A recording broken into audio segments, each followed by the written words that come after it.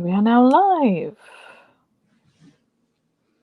Just do all the socials and tell everyone that we are actually here.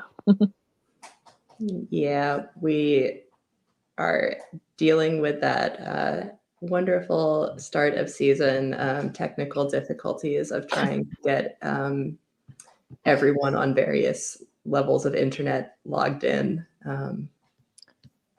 Surprisingly, it's not been a problem for me so far, but it tends to get worse when we go live. So hopefully it's all right. But yeah, we've currently got Sarah trying to sort out her technical difficulties. But somehow I feel like this is like the theme of figure skating right now is like how can you solve the problems of the internet first? The stream doesn't work if there even is a stream, and yeah. Also, like trying to get like lighting for my stream is always terrible because like these curtains are closed and I have the light on, so it shouldn't look this bad. We need to get you a ring light. That's what Sarah said before we came on. Like, yeah, I don't know why. I mean, it's because the lighting outside. But like, if I turn around and go the opposite direction, you can like see out of the room and you can see to the bathroom, which is just like awkward if people are going backwards and forwards. So this is like aesthetically the better way around to be, but not lighting wise. Yeah, I realized I need to put something in my decorative cabinet behind me if it's always going to be on the live streams, because it's like I have a lot of built-in cabinets and storage space in this apartment and not that much stuff, I feel like. So this has remained empty mostly. I've got one decorative teacup in it and that's it. So yeah, we thought we'd do a little stream to talk about the latest challenges and other competitions potentially at the end. Somebody asked us if we were going to do a stream for Lombardia on a comment on one of our videos, and we thought, well, we might talk about some stuff before we gear up to the Grand Prix. Yeah, this is our pretty warm interesting so far. Yeah, I mean, it feels weird to not talk about the challengers this year because we've already seen at least like 2/3 of the top skaters compete so far this season. So it feels like it's really started. And I realized that like I went to the John Nix Trophy, which was one of the first challengers that was at the beginning of September, and it feels insane to me that this was still this beginning, like this was the same month that was still September, because some of those teams have now competed twice since then. Yeah. It almost feels like I feel like there's been almost more and also less like people competing at this point in the season. It feels like the challenges are having a lot of people do them, but there's also a lot of top skaters and teams who haven't debuted yet. I feel like pairs has really got off running, and like we've seen like the top pairs, but we haven't seen Piper and Paul. We haven't seen Chuck and Bates yet. Like there's a few that we still are missing, and they often don't turn up until the Grand Prix these days. So yeah, I feel like that's often the case, that the dance teams wait a little longer, especially the top teams, to really premiere for this season. And it's interesting seeing that, that narrative. It's like, well, if you are a really strong team or a really strong competitor and then you come out and you don't have a great first outing, does that kind of mess up your narrative for the season, or is it better to just go out and get that like awkward one out of the way first? And sometimes I think that especially for singles, it's good to just start competing because it's a long season, and by the time that you get back around, you're going to be, no one's going to remember what happened at Lombardia or Nebelhorn. Well, it's not the first time Kaori's come out and not won Lombardia Trophy and then gone on to like dominate and win worlds or whatever. So like I don't think there's any panic stations over her coming third. I guess we can kick off and start talking about Lombardia. Like I thought her programs were incredible. She's just not quite up to speed with the pace of the programs and the layout of the programs that she's changed a little bit. but like obviously everyone else was really well competitive at that competition as well. So yeah, she came third, but I don't think it's anything to make a fuss about. Yeah. And I was thinking about how much she is growing season to season, because the short program, for example, I don't think a couple seasons ago she would have been able to start off looking so comfortable at this point in something that is with such complex choreography and the tango and that speed the whole time. And just, I really think it'll keep growing. And I don't think the free skate's quite there at the same level yet, but I have so much more faith in her ability to pull these off. And I think that her strategy, that I remember her talking about this at the beginning of the season last year, with how much she wanted to try out different styles and really feel like she was going to grow herself season on season. And so, I mean, it's been, of course, obviously we'd be like, well, it's worked because she's won worlds 3 times, but I feel like what was interesting from her perspective and the way she was thinking about this was so clearly that she had her eyes on where she wants to be for Milano. And so then letting herself grow and develop and not always take the safe choices. And it's something that I really admire about her, that she keeps trying to push herself and Yeah, no longer feel like she's like, trying on her, like, look at me, I'm now an adult with my sexy jazzy programs. Like, it seems like they fit her now in a yeah. way. And And I so feel like she saw the criticism that like she does the same layout every year, and she was like, well, I'm gonna change it up. I'm gonna do something a bit different, maybe more difficult, and see how that goes. And obviously, it's not quite there yet, but it's good to see that she's pushing herself. I saw some people say, she does the same layout of programs every year, so maybe her composition marks should not be as high as they previously have been, because she's not really pushing the boat in that thing. But she is now trying to push the boat in that thing. So that's a really interesting question. I think when you, like, for composition or for anything really, we don't actually have, I'm pretty sure that there isn't any criteria in the PCS yeah, for originality, or, much less originality compared to yourself in the past. yeah, exactly. Which It's is in interesting that because like category of they like, yeah.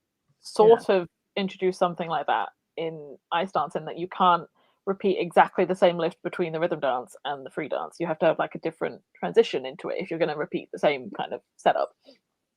But obviously, you can't get compared season by season in terms of like your composition. Yeah. Well, and I think that's the question that I kind of always come back to, which is like, is it better to do something that is, new and pushing yourself, versus something that you can do really, really well? And that, I don't think there's a right answer to that. I mean, because there's pushing yourself for the purposes of, developing yourself and into harder content or something like that. But just, I think we want to see more innovation in the sport as a whole.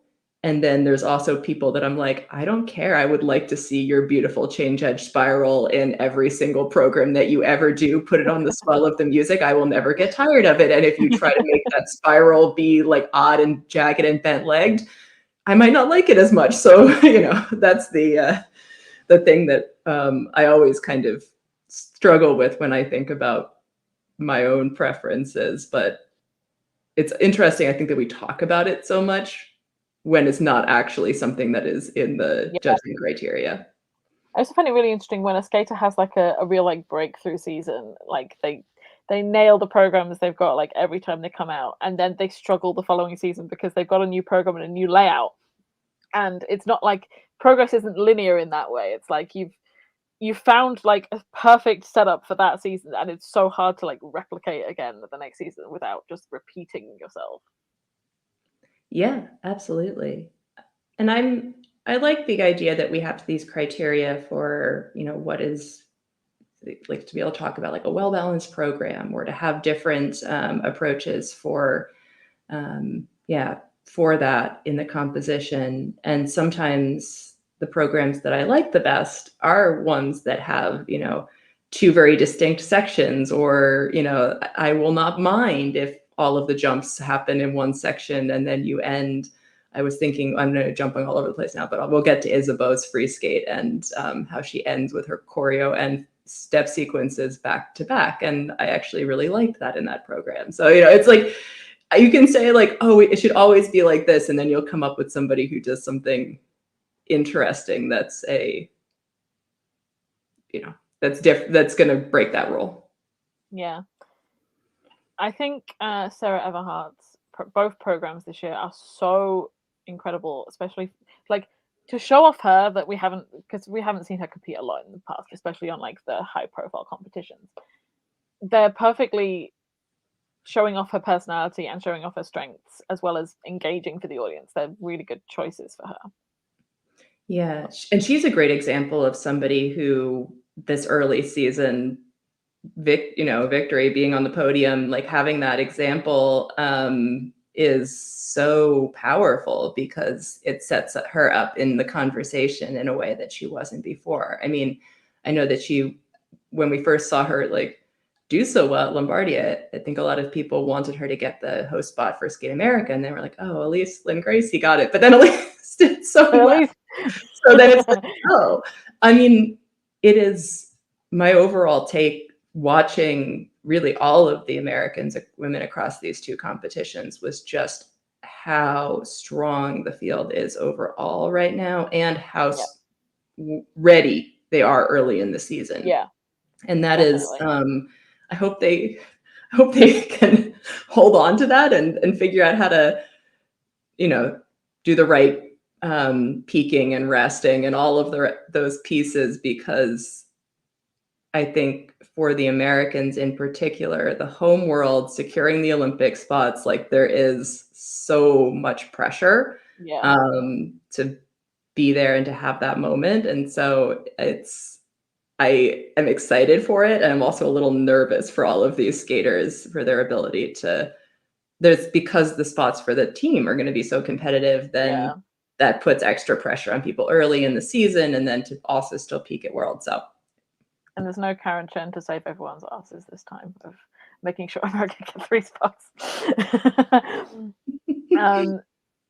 I think in terms of like Elise and Sarah, because they kind of just come up from juniors, they are kind of used to starting the season that early, but I'm not sure they have the experience of the stamina of a whole season like they're going to have to face this year. So hopefully they don't burn out like around nationals and potentially worlds for continents, all of that kind of stuff.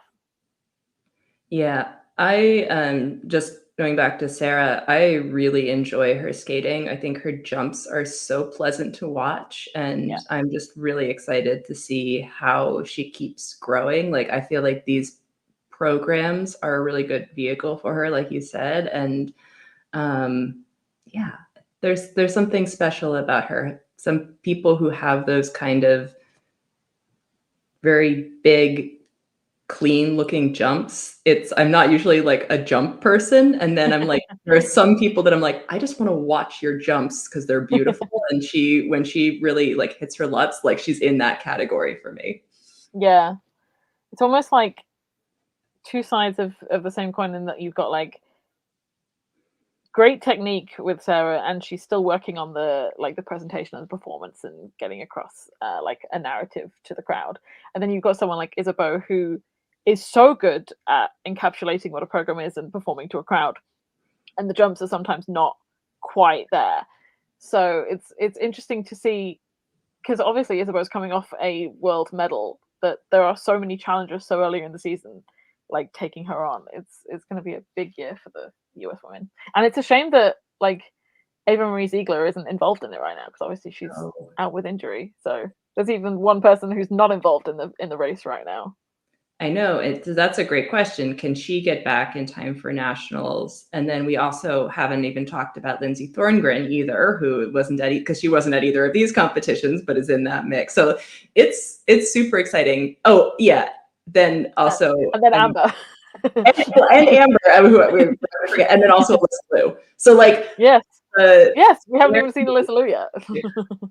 Let's talk about Amber for a second though, because wow. Yeah. It's so great to see her put two solid skates together, because that's always been the problem. The triple axel is looking perfect. Like she's getting higher scores than she's ever got before. It's just, she's amazing, and it's great to see her start off this well, and I hope to God she can maintain it. The fact that she managed to get a personal best in that free skate that had mistakes, Yeah, because she didn't fall apart, and her loops are so amazing, and the fact that she, even after the mistake, she then didn't pop those loops. She was able to get them out, I think made such a huge difference to the score, but also to the overall program. And I was having doubts about this program and this music, because I think we've had this conversation of last season about, it's so easy to identify Amber with the kind of music that she's had in her short programs for the last couple of years, and this sort of like fierceness. And then she takes quieter music for her free skate. And I'm not against that in theory. I think sometimes watching really powerful skaters have that softer music, you can really appreciate them in a different way. And and Amber has beautiful positions and can be really graceful and has that skill set also. But I was nervous about it from a competitive mindset. So I was really glad to see that this program seems to be working. And when I saw what she was choosing this year, I kind of thought, you know what? I have to trust her, because she is obviously very aware of this for herself. So if she is then choosing to do this kind of quieter free skate a second time, and this kind of a layout, she must have a reason to think that this is going to work for her. So I'm glad to see that it is. And amazing to see her get 3 combos in as well, because I know getting in all 3 combos it has been such a hardship for her in the free skate, whether it's just like something's gone wrong on a jump and she hasn't been able to put the combo in, or she's lost focus and forgotten to put another combo in. She tends to do 2 combos rather than the 3, so just to see her get 3 combos in, it's a great place to start. Yeah, I like the some of the comments that I was seeing from Amy and Johnny, but yeah, I really am hoping that this can be a season for Amber. I feel like she could have that moment of a Home Worlds, and that it would be like when Ashley Wagner won I was just thinking silver about that, at that Home Worlds. Like this, if it can all come together, the crowd could really, really carry her. And I think it would be really cool to see a program like this free skate that doesn't have those obvious like crescendo moments quite as much. But I noticed that when it was going well, through her choreo sequence and her step sequence, she was smiling, and there was this engagement with her face and with the music and with the audience it was a little bit more subtle, but it was really wonderful. And I thought, okay, yeah, that could be a moment in its own way to let, it's that thing of, if you can take huge energy from a crowd and then like funnel it into a quieter performance, that creates its own sort of magic. Yeah, definitely. The short is also super fun. Yes. Again, not anybody else can pull off that music. We could just be talking about the US women all day, because there's so much to talk about this season. I know, we're already almost half an hour in here. Well, we started late, but yeah. And all we talked about is Kaori and the US women. Yeah.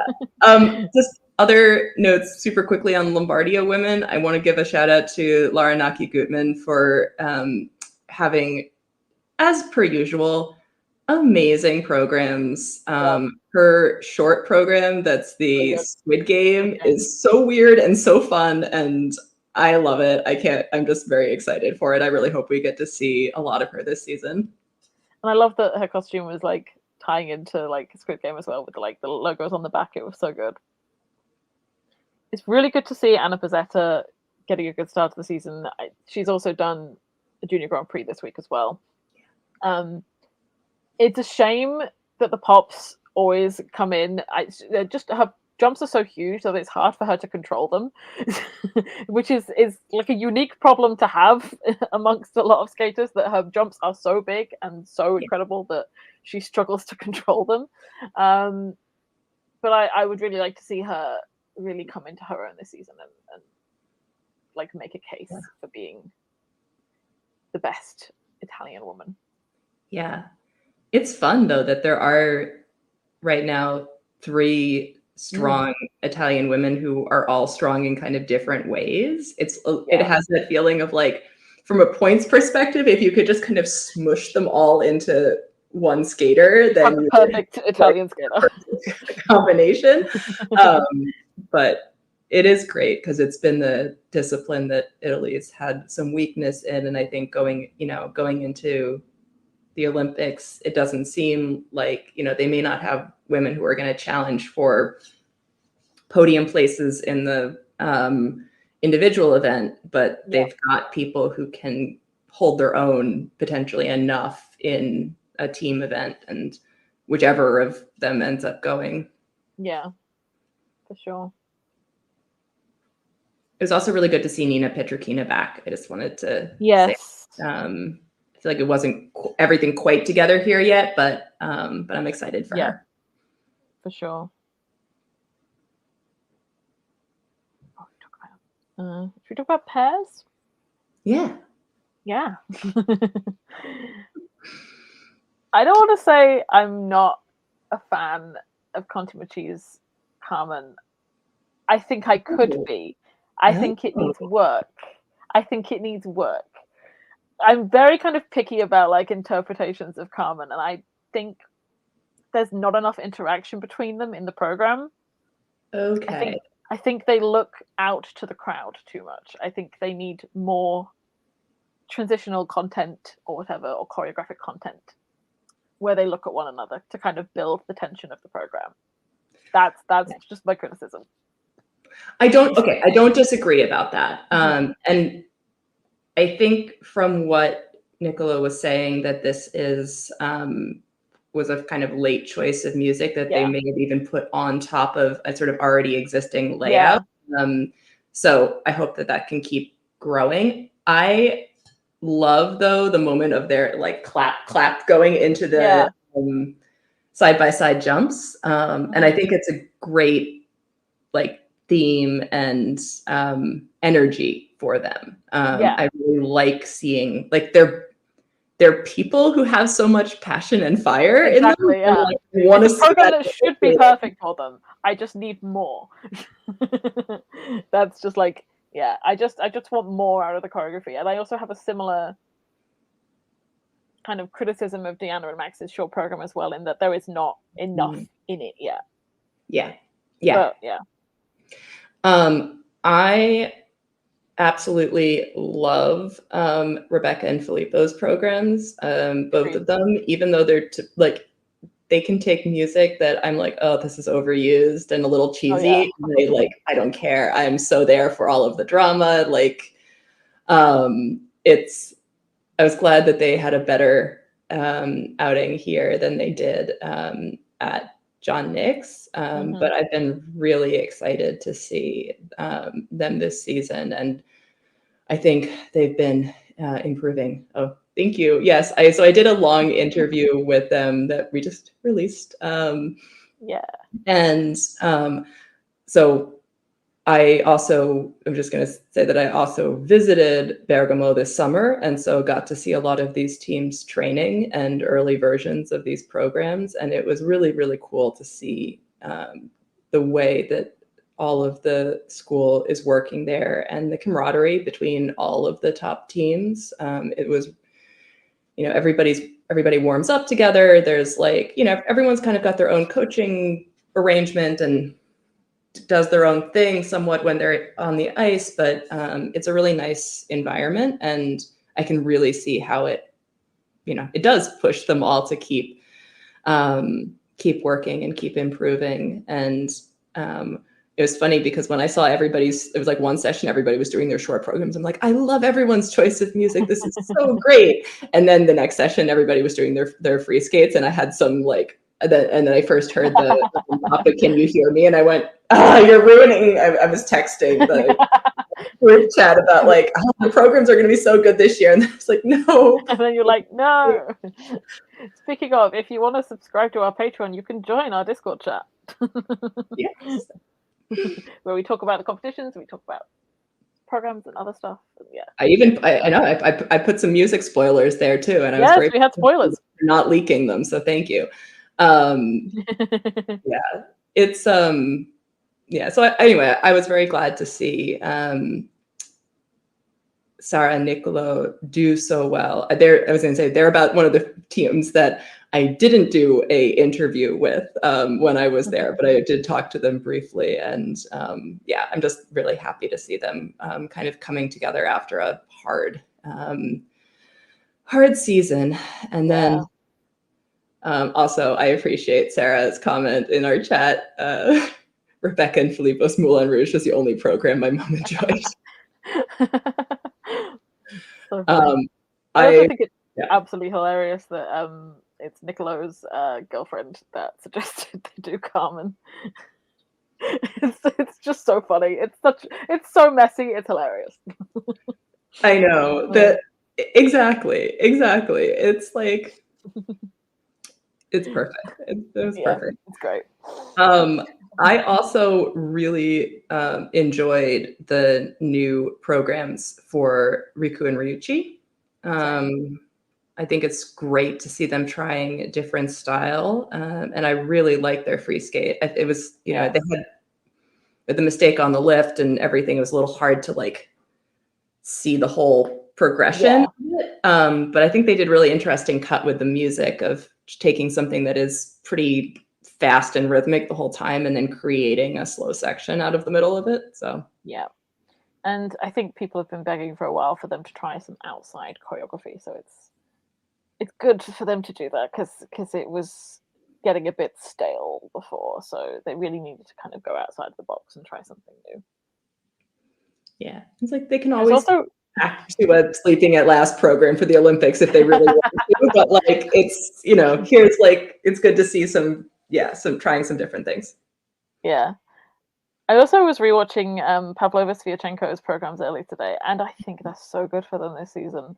I think I would take out the voiceovers in the Pirates of the Caribbean free skate because I hate voiceovers, and I don't think it's necessary, especially in Pirates of the Caribbean, which is already so character driven, and everyone recognizes it already. You don't need know what's going on. You don't need voiceovers.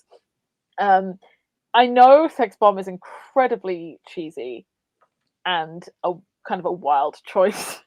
But for them, it seems to really work because it's helping them kind of come out of their shelves and perform a bit more, because that was obviously their components, and their performance was the one thing holding them back last season, and they look very comfortable with these programs.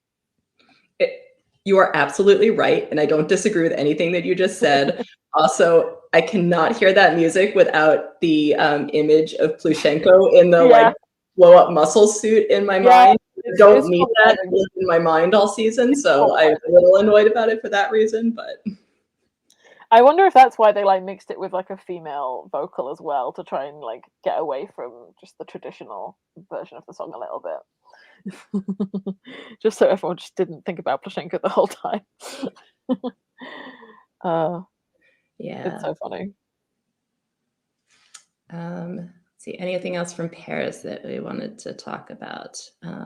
Also, we should mention that Claudia was there for us and had. So I'm just gonna quickly look back into the notes that she sent us just to see if there's anything else. I was like, oh yeah, there. Yeah, just that the atmosphere in the arena for Kanti Machi's home win was amazing, and that they were very pleased with themselves and fun and nice to talk to after the program. So I was very, very happy for that. Should we talk about men? Yeah. Most controversial. Controversial. I mean, we all know Ilya deserved to win. Whether the PCS should have looked like that is an entirely different matter. But there's two things I really dislike about the way that scoring. Well, there's a lot of things I hate about the way judges score stuff in this sport. But two things I really hate is the world champion bonus. He won worlds, now suddenly we give him the highest piece of guess. Like, Yeah. that's not what the sport is. And the way that with starting orders in competitions, people in the first group get undermarked and people in the later groups get overmarked, because that's not a rule, but it's something we all recognize happens. Yes. Yes. Yeah. Oh.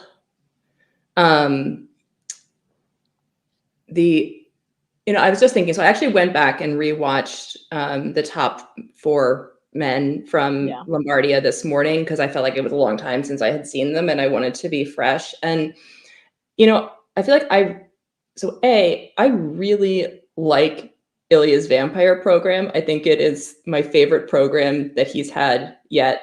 And I think actually both of his programs this season are really smart, because they're letting him be the like dramatic, angsty teenager that he Yeah. is. And Yeah. it's like, don't try to make him be a classically like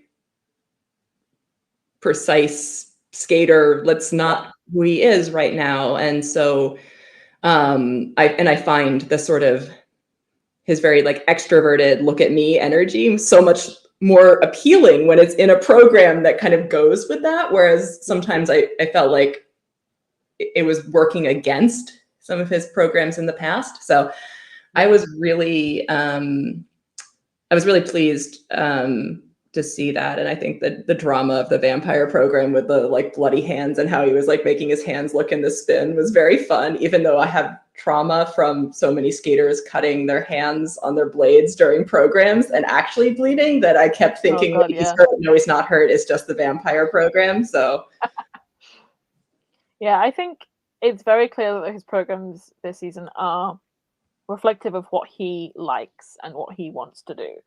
I think like criticism of him doing Malaguena last year, I do think Malaguena was a good choice for him last year to kind of improve on those program components and kind of make him a sharper skater. But obviously it's not like being skating to Warhorses is not something that Ilya should be doing frequently. He needs to be doing what he likes and the kind of things that he will listen to and that he thinks are fun, because it makes him a more engaging skater. yeah. And I really felt like he deserved high performance marks from the performance. And I really, this is something I was complaining about after Worlds last year, was that I thought his performance marks were overscored and all of this. And that, getting into some arguments with people, including on our live stream, I think about that, because the excitement of an amazing program actually can lead to a strong performance and engagement with the crowd and all of that. And I agree with that. But for me, when it's working against the music and the story that you're trying to tell, I want all of those things to go together. And I feel like this was a better vehicle for that energy. And it was super interesting then to try to compare that to skaters like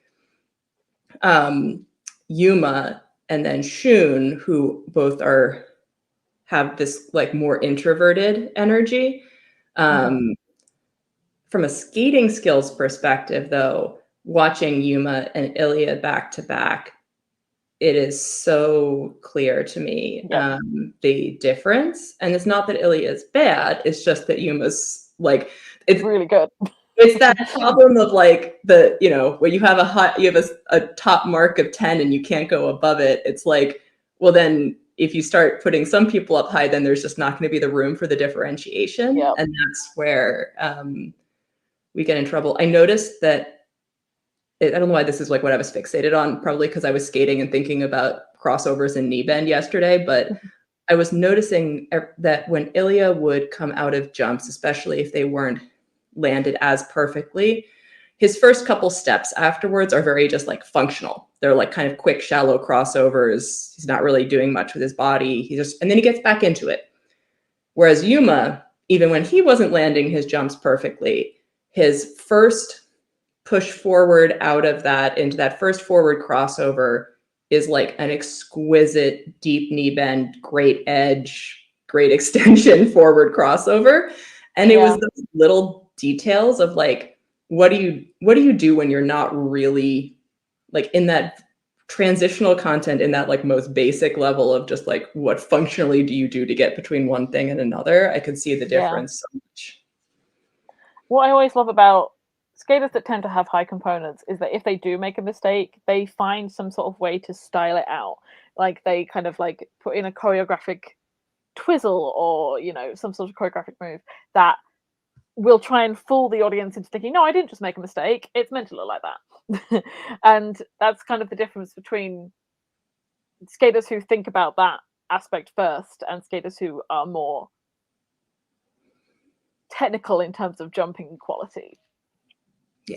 Yeah, absolutely. Yeah. I also I was going to say, Shun, because you mentioned Shun. Shun's short program, I am in love with, and I've been in love with his skating for a couple of years now. I think his improvement has been incredible and hasn't been given the notoriety it deserves. Even though I was raving about his programs last season, but like, just incredible improvement. And it was very interesting to see the PCS difference in that he was very close to Yuma in the short program. And Cal was really low down. Obviously, Cal didn't have a great short program in the first place, but he was so much further down. I think he was like 7 or 8 points down on PCS. And then in the free skate, I think Cal and Shun got exactly the same mark in PCS. It was very strange scoring. Yeah, that one-to-one doesn't make sense to me. And I think it's really interesting thinking about some of the strengths of the different Japanese men when it comes to their PCS. And I was thinking about this as well, that I think that Kao has the ability to have a little bit of this like raw emotional heart on his sleeve kind of thing, and his messiness occasionally can work really well with that. And so even though I think that's what we liked about his Beauty and the Beast program, and what I felt like a little bit was missing from last year was a little bit more of that kind of emotion. And and I want him to do it because he's one of the skaters that can. And we have a lot of really wonderful, like I said, a little slightly more introverted and beautiful skaters among the men and the Japanese men, I think, right now. And that I would put Soda, Yuma, and Shun kind of into, even though they have their distinctions, a little bit more into one category.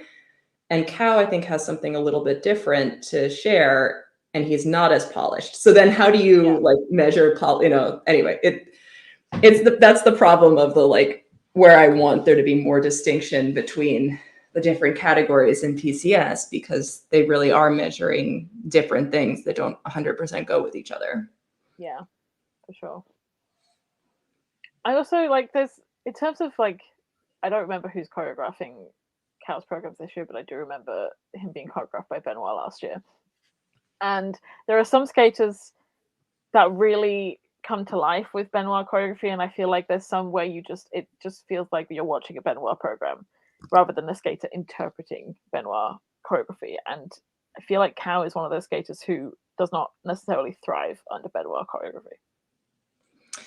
Yeah, and that's, for me, that's where the free skate that's Shaylin Bourne, I think is really, really strong. And so, I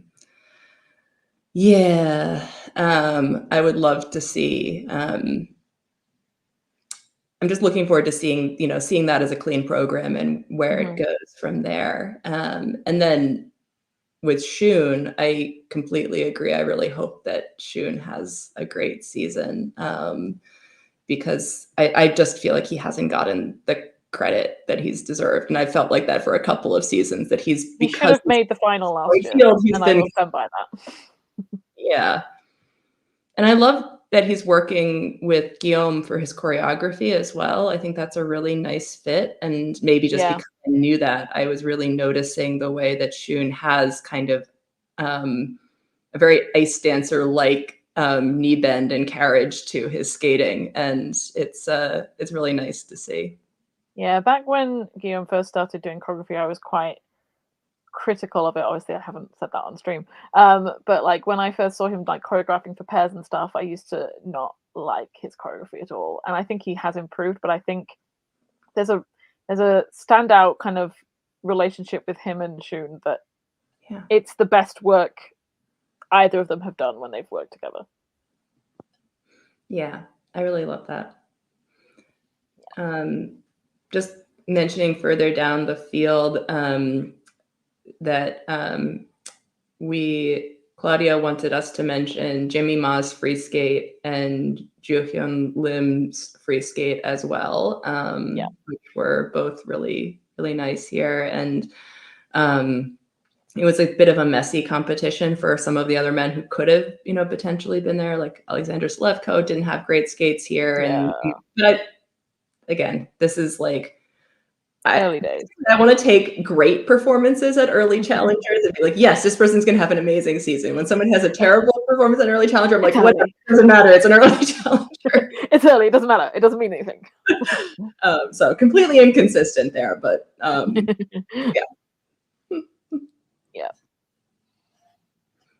And then dance was not as stacked a field here as the other disciplines. Yeah, I feel like it's usually a lot, not closer because Charlene and Marco always win, but I feel like there's usually some bigger names in this competition than there was this year. You should like sometimes get like the Lithuanians or, usually like some high profile American teams, but they kind of went off with some new American teams or some debuting senior American teams rather than established ones. So yeah, interesting because like there's a huge discrepancy in the score between first and second, which is all of about 30 points, if not more, like 40 points.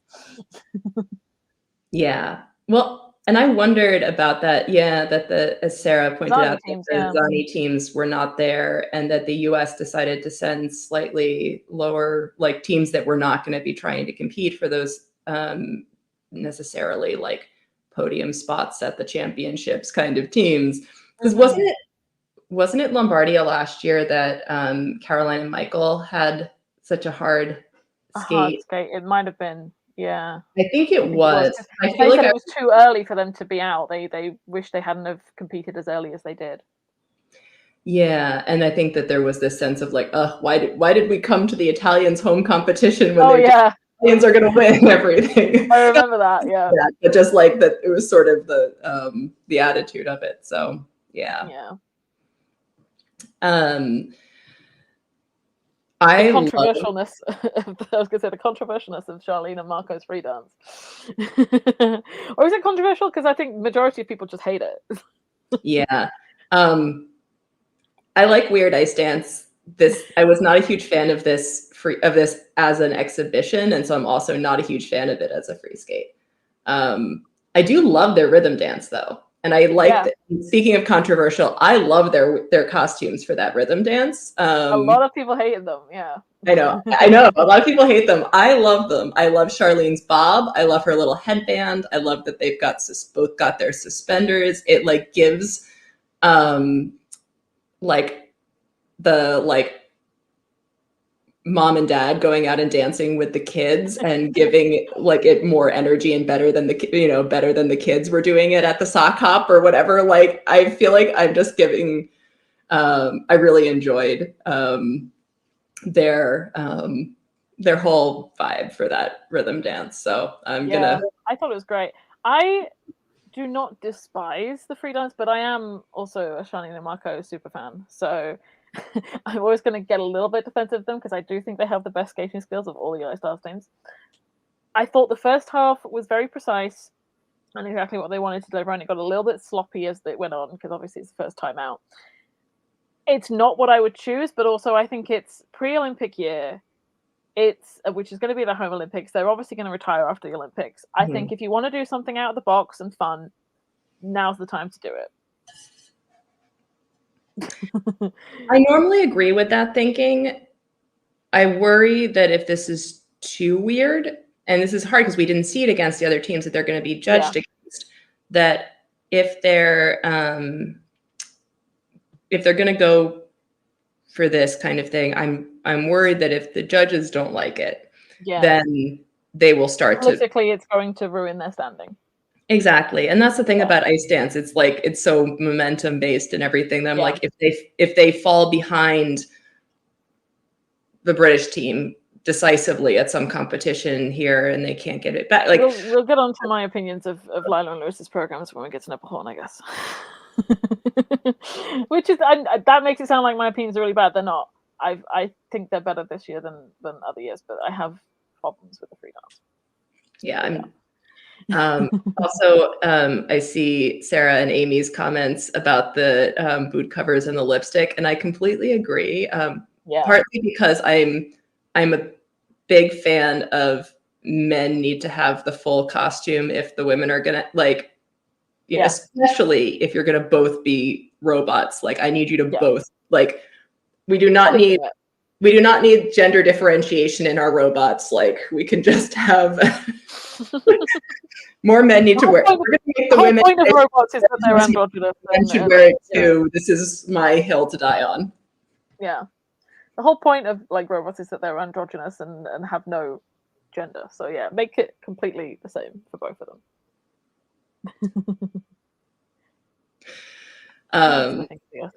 It was very interesting to see Annabelle and Jeffrey beat Leah and Artem, because I think a lot of people thought, especially with, I think it was Lake Placid, where Leah and Artem came out and had like the best debut score for a team that transitioned from junior to senior. I don't know if it was ever, but it was a big score. They were a little bit shakier here with Leah and Artem. They didn't do exactly what they planned to do. They didn't execute it as well as they thought they would. But I have been critical in private of Annabelle and Jeffrey's skating from what I've seen so far this season, and I thought they were much better here than they had previously shown. They had a lot of, obviously they're a new team, so they have to have time to gel, and I thought they had a lot of discrepancy in their skating styles and their synchronicity during the summer, and I think they're evening that out, and it's looking a lot more cohesive. Yeah. So yeah, they had a really good performance here, and I'm not surprised that they beat Leah and Artem in the end. Yeah, I feel like Leah and Artem are so incredibly talented and just strong skaters, but I was not 100% behind either of their programs yet. But I think they could develop. I think I was having a hard time with the free skate because the costumes looked a little juniorish to me. And so in my mind, I was having trouble seeing quite the story they wanted to tell from it, which is very superficial from my perspective. A lot of ice dance is superficial. But yeah, I think it'll be interesting with both of them to see where they go. I'm looking forward to seeing Leah and Artem at Skate America, because I haven't seen them in person since the exhibition at Four Continents in 2023. So I'm very excited to sort of see how they feel live in a competition setting to me. Yeah. I find it really interesting that the French team of Lagouge and Kaffa are kind of building up more of a fan base now. I've been a fan of them for years. Ironically, I did not really like their free dance this time, and I usually love the programs that they put out, but it felt a little bit too Gabby and Guillaume for me, which is it's just a little bit too, I don't know what the word is. It's very modern. It's very kind of not spoken wordy, but that kind of energy. And I've seen them do more interesting things in the past. But I think a lot of people liked the energy that they were bringing because they haven't necessarily been a fan of their body of work in the past. So they kind of like come onto the scene and people are like, oh, look, this is French ice dance. But like, yeah, I've liked the energy that they brought previously a lot more than that, which is a shame because I love them as a team. Yeah. I also just wanted to mention briefly Caroline and Liam, and I thought that their programs and just overall their skating looked so much stronger and more confident, and was also getting scored like it this year. And so it's sort of like, okay, they're kind of back to where... You mean Shane, not Liam. Shane, thank you. It's easy. It's a fine mistake to make. They are brothers. Yeah. I was like, did I write the wrong name down when I did my result? No, I you're was like, right. I did not. You were right. I just I just had a moment. Yeah. I always like watching the dance at Lombardia. I think because I'm just getting into the season and I'm not overwhelmed by the amount of things I need to watch yet, which by the time that we were like even halfway through Lombardia, I was already like, oh no, I'm behind. I feel like I was behind in my homework. I couldn't ever quite catch up to watching everything after that. But I think because of that, I watch the lower level teams that are there with like a lot of enthusiasm for like, oh, what's everybody doing for their rhythm dances this year? And so I always kind of appreciate that I get to see some of the teams that are, I might not see as much later in the season. So I just wanted to give a sort of general shout out to like all of these Italian and German and these sort of teams that I feel like we don't always see as much, but I feel like we're putting out some interesting concepts. And now that I've said this, I can't think of anybody specifically to bring to mind. So this is just a general shout out to the field of ice dance that we may not see as much of at international competition later. I saw a lot of compliments for Dozy Petty's free dance. Don't entirely remember all of it right now, but I think it was quite a unique concept for them. Yeah, so I've seen a lot of people compliment that. It is interesting to see them do something different as well. Yeah, I appreciate. Yes, Carl Hoffer Richards' rhythm dance was good. I remember that. It was a different take on the theme, different song choices that other people had made. But yeah, I guess we can move on to talking about Nebelhorn more specifically. Yeah.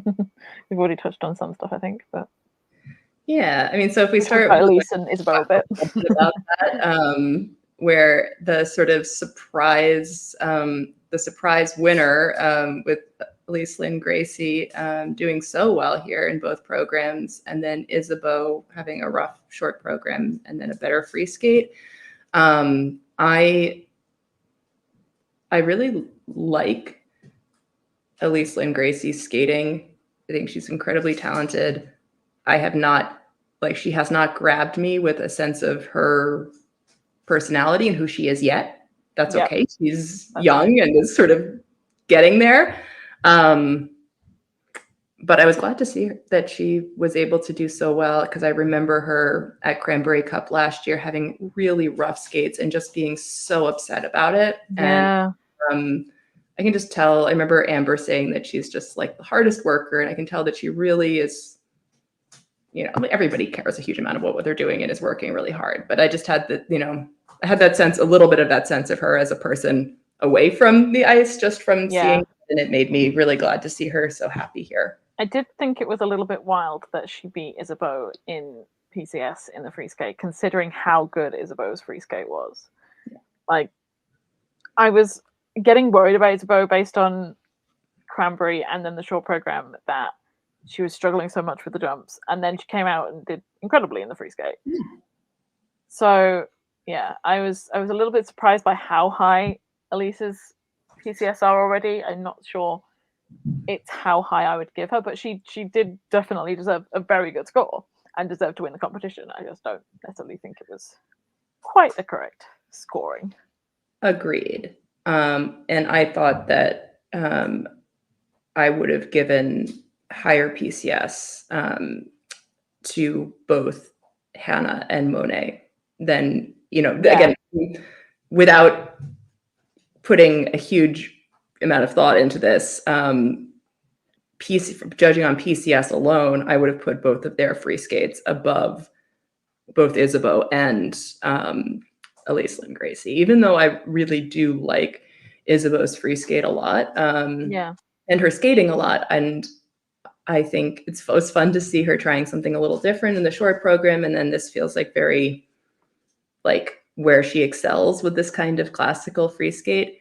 My only nitpick with the free skate for Isabeau was that I really would love if there were a couple of moments in it where she held a position a little bit longer. Yeah. She does so many beautiful positions and so detailed to the music and all of this, but there were just a couple moments where I'm like, let me have that like breathing. Yeah. Let me have that like full stretch and hold for that extra second that lets me appreciate it and then go into your next set of things. And it's like totally nitpicking, but it's because she's so strong. I found myself wanting that like a little bit more of that nuance. Yeah.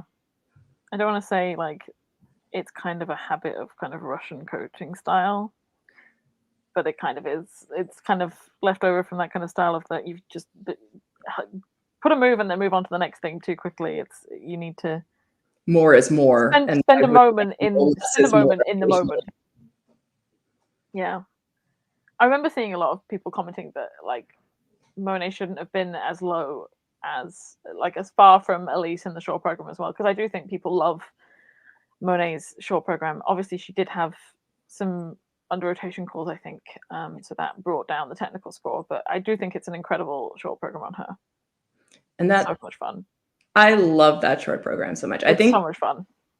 I think so far of everybody I've seen, I think Monet has my favorite short program, and I think Hannah has my favorite free skate. But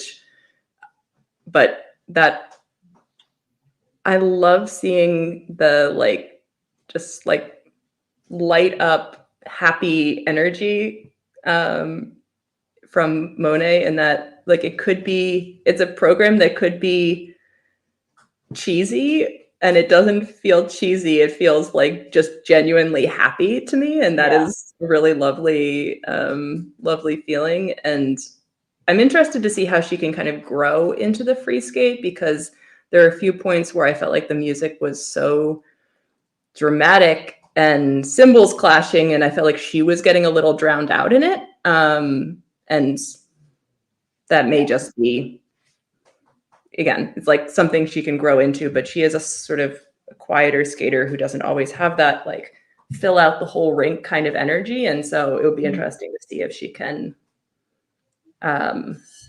get that into that drama. Yeah. I also really loved Kimi Rappon's short program. It didn't go well technically, but I thought choreographically it was a really nice program and a really good vehicle for her. So hopefully she can iron out the issues. I think she had a better free skate than she did short. Yeah. And I really, I said this, but I really like both of Hannah's programs. But I think especially her free skate, I had to go look up who did it, and I was like, oh, Lori, okay, great. But I was really glad to see it was like the nice in between of Lori Nichols' choreography, but with music that isn't only like a sort of classical approach to women's skating. It felt like she was getting to be a little bit edgier in the way that Hannah's skating can give us. Yeah. But with like, it was sort of a nice melding of some of the different styles that we've seen from her. But there were so many nice moments in it. Just like, I just kept noticing all these little choreographic touches. And there was one point where she kind of moved her head with the music, and her like blobby ponytail like highlighted it. And it was like, you've got everything down to the dress, down to the like choreography. Yeah, so I was really impressed actually with how polished that program already looked at this point in the season, because sometimes that's how I felt like that Hannah's programs, like she's growing into them. It takes a little while to fully get there, and this seemed already really, really precise. I loved her costumes as well. I thought they were amazing as well. I also want to give a shout out from the women short program to Sofia Stepchenko. I did an interview with her earlier this year about what she was aiming for the season. I think that interview will come out. Yeah, I'm putting it on Patreon tonight, and so it'll come out for everyone within a day or two. Beautiful. And well, one of the things that she talked about was having that she really wanted to grow as an artistic skater and to really push her PCS. And that's part of the reason why she's switched to working with Stefan Lambiel and his team, and her short program was choreographed by Julia Ishery, who is someone who's done a lot of contemporary skating and contemporary dance training and has really interesting approach. And I thought that there were some really nice moments in it, and that it gave Sophia really a vehicle to show how she's improving and looking more like a senior skater and having more a little bit more personality coming through her skating. And so, it's the kind of thing where I'm like, oh, I can see how much she's improved. The scores don't reflect that yet, and they probably won't until, she starts also having the jumps all work. And, it's that kind of frustrating part of reputational skating. But I just wanted to say, because I was thinking about it after the interview, that I noticed the improvement. Should we move on to pairs? I want to rave about Minerva and Nikita's programs. It was so good. Oh, there's a cat. I've got a cat now. The cat would also like to rave about Minerva. Yes, she would. But yeah, I think those are two perfect programs to set them on like the trajectory for this season. Like the first one's kind of the short program is very like sexy, but not like in your face. It's just kind of sultry kind of style. And the 4-season program is it's full of great like transitional content and choreography. It just works for them so well. They are the ones to beat for me for the world title this year at this point in terms of their content. Yeah, I thought that. Yeah, I agree. Both programs are really great, and I thought that especially the free skate and that last lift is really like good.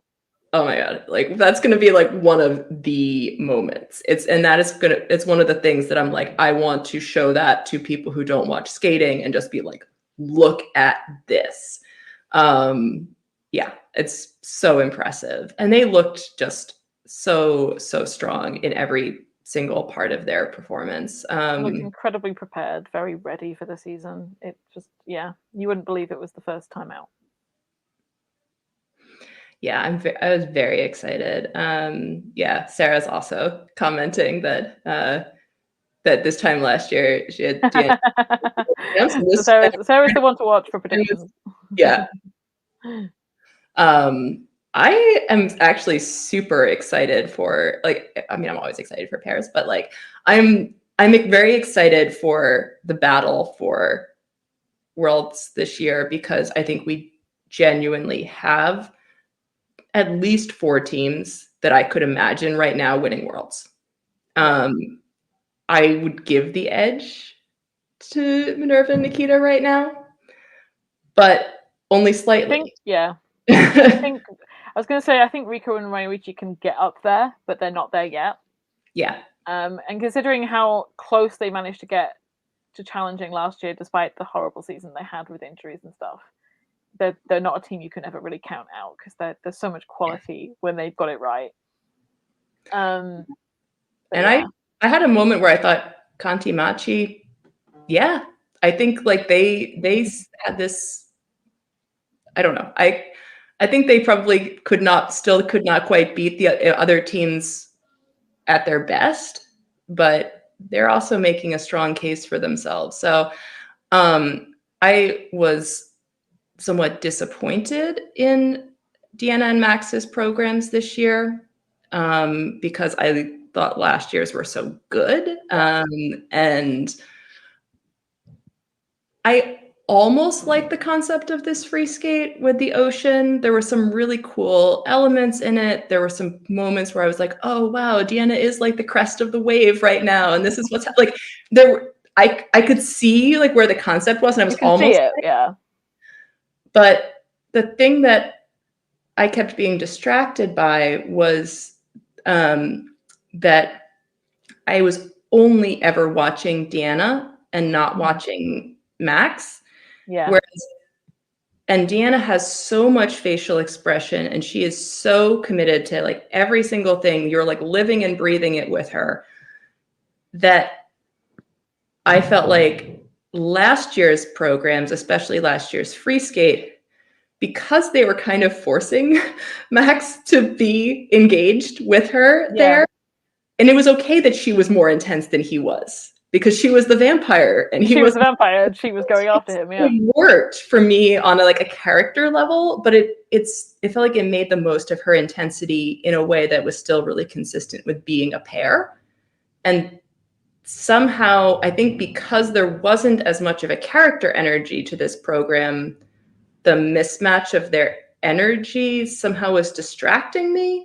And this sounds like very woo-woo and to be critical about, but no, yeah, but it's understandable. I think for me, I think I was with the program, and then there was bubbling sound effects, and I was like, now it gets a little bit cheesy, and away from kind of the kind of grand concept of the ocean and stuff like that. But it just kind of, yeah, I feel like sound effects are very kind of a sticking point in terms of programs being the difference between kind of cheesy and refined, and I didn't kind of love that part. And I do think the short is missing a lot of choreographic kind of intention. Yeah. It's just it didn't, I don't think it captured a lot of people's attention because it didn't seem very intricative. Yeah. Also, to answer Samantha's question, her name is Marble.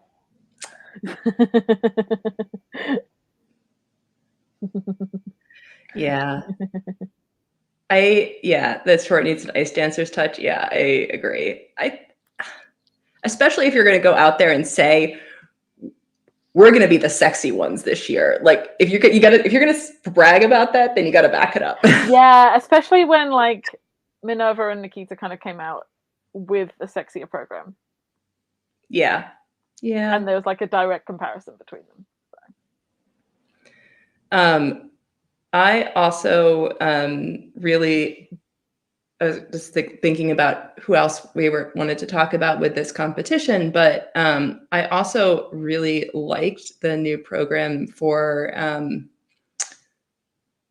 Leah and Trent. I thought that they looked good here. I mean, it wasn't quite there with the scoring and etc., but I thought they looked really strong. I also was super impressed here with Anna and Luke. I thought they so happy for them. Yeah. I know I'm British, so I'm biased, but that's the best they've ever looked. And I think Anna said on Instagram that she'd had an injury a couple of weeks before, so they weren't even properly entirely trained. I just thought they did such those are perfect programs for them, and I wouldn't necessarily have thought that two kind of slow, quiet programs would be their style, but it really allowed them to kind of finish every movement and be within the program. I do kind of associate Carry You with Kirsten Moore Towers and Michael Marinaro because I think that's kind of their iconic program that they had in the last few years of their partnership. But I still think they did a very good job. And I associate the short program music very strongly with Savchenko Maso. So exactly, yeah. I thought Luke's lifts have never looked better. They were holding onto the throws, they were holding onto the jumps. It was so good. The twist looks so solid now. It's so good now. It was such a weak point for them, and then they reworked the twist, and then everything else kind of suffered when they reworked the twist, and now everything's kind of come together again. They look like a team that is fully developed and ready to be part of the conversation now. And I think it's really interesting how we can see that with some teams, it just takes them all of that experience and all of that time building up to just fully be at that top level. And I think they still have lots of room to grow, but I really felt like they've arrived and they've got great programs, and it's with and with lots of really nice choreographic details. And so I'm here for it. And I just even more so, I need two-way to be banned from skating. I need people to stop picking Survivor and every other two-way cover that people pick. There's tons because Anna and Luke used to do two-way covers. A lot of pairs and a lot of skaters do two-way covers. They're so bad. Stop using them. I know. I know. That's where I want to shout out to Sophia Schaller and Livia Meyer, because I love their short program to it's like two Aretha Franklin songs. It's so much fun. It's real. I really enjoy it. They're one of those teams that I'm like, oh, you guys, okay, one of these days, you're gonna get it all together and you're gonna be really good, because they have a lot of nice pieces and qualities, but it's not fully there yet. I feel the same way about the Crawfords. It's like there are these teams that I'm like, all right, you're gonna get there. So someday. But I always am sort of rooting for them.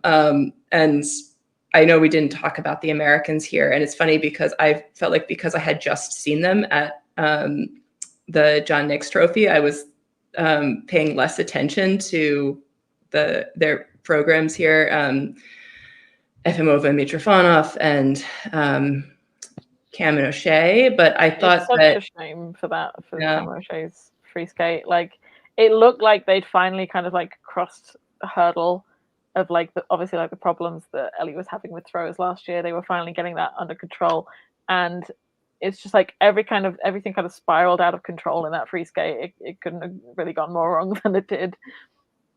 I just hope they can just brush it off and just that's a thing that happened. That's not who we are as a team.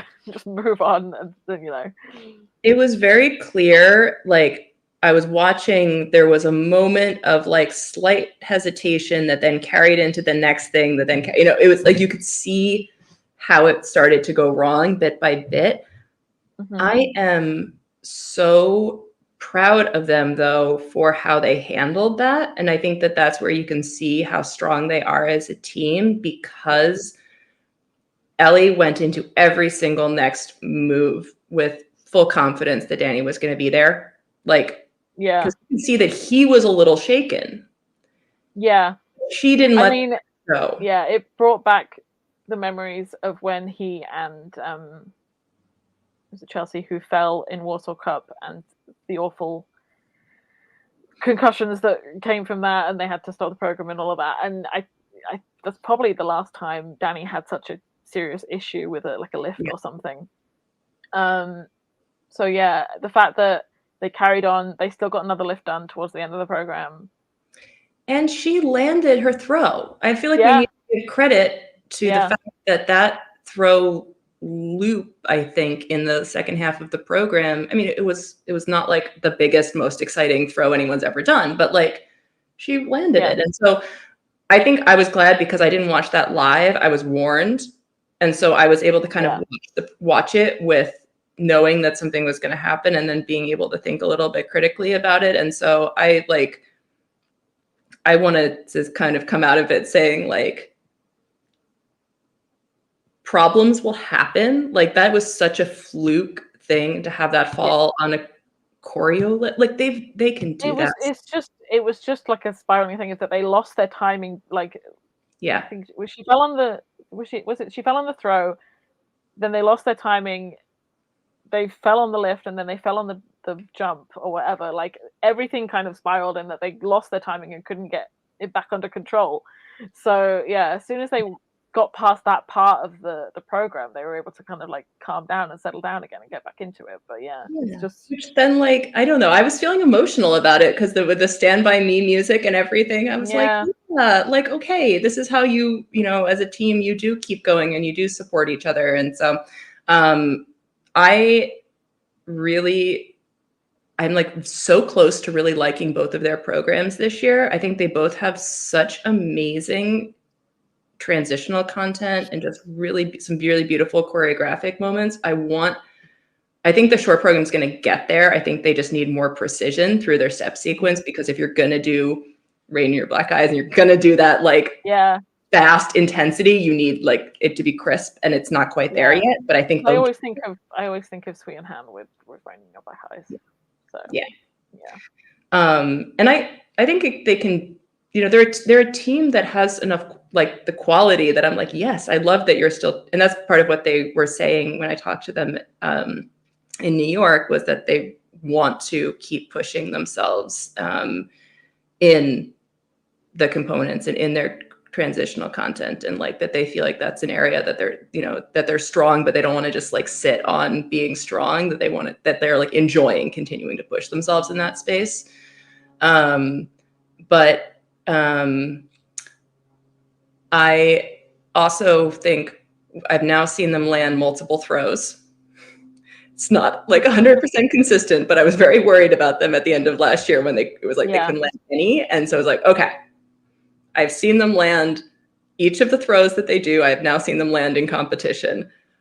Not all of them together, all in one competition, but like it is piece by piece, it's coming together. So I'm not sure that I would have still had them on the podium after that skate, but yeah, they had quite the lead from the short program. I think that's what yeah, saved them there. But yeah, I do think that they are coming into a place where they're deservedly the top US team, and there are people who can, you know, who could challenge them, but they're kind of starting to cement that position. And if they can, like, I don't feel like this free skate changes my mind about that. This felt like a fluke that then they were able to get through. So hopefully that will be the case.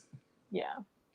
Also, I will shout out to the Polish team of Nina and Wozniak for the sake of Claudia, because she said, what did she say? Loved the. I was happy for the Polish pair. Quite good result, especially their chemistry is good and they work well together. I wish them all the best this season. They have so much potential. It's so nice to have a Polish pair on the circuit because there hasn't been one for a long time. So yeah, it's good to see. I love them. I think they're so special and so talented. I really enjoyed both of their programs. I thought that they had some sort of unique quality, especially through that short program. It was fun to see them, you know, taking something that was a little bit more, I don't know, a little more fun, a little bit different. So I'm very excited for their future, really. We've talked a lot of you know, almost all the teams here now, but it's it was a good pairs event though. It was a really good pairs event, and I just I'm going to say one more random shout out, which is to the South African team that we saw in both of these competitions. Yeah, coming in last, but I'm also noticing their improvement, and I think they have some really nice quality, and I'm like rooting for them to get their 4 continents technical score, which I think is going to be hard for them because they don't have. They're basically doing everything as doubles. But I know, and obviously the score requirements to go to competitions have gone up this year as well, so that makes it even harder. And partly I'm rooting for them because I talked to their coaches right after the scores had gone up, and they were really feeling for them about how hard that was going to make it, and knowing that they have worked so hard to keep improving and keep chasing that, and like, like just let them go to 4 continents. It's like with Josephine Talgard, isn't it? It's like you get so close, you get over the mountain, and the mountain suddenly there's another mountain behind the mountain. Oh great, I'm not at the peak, there's another peak to get to now.